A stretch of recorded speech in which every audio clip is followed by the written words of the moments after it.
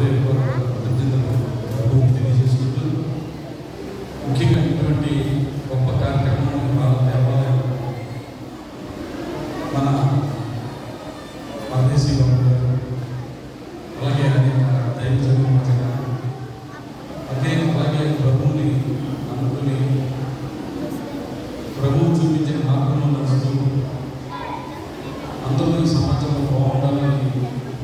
కోరుకుని నిరంతరం కూడా ఈ నియోజకం దేవాలయానికి వచ్చి ప్రార్థనలు చేస్తూ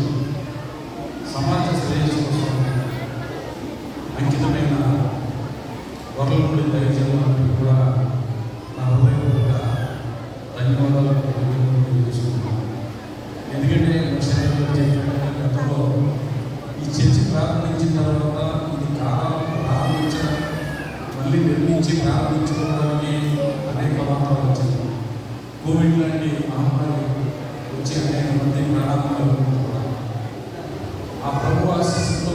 ఈ రోజున ఇప్పుడు జీవించడం అందరూ కూడా ఈ సమయంలో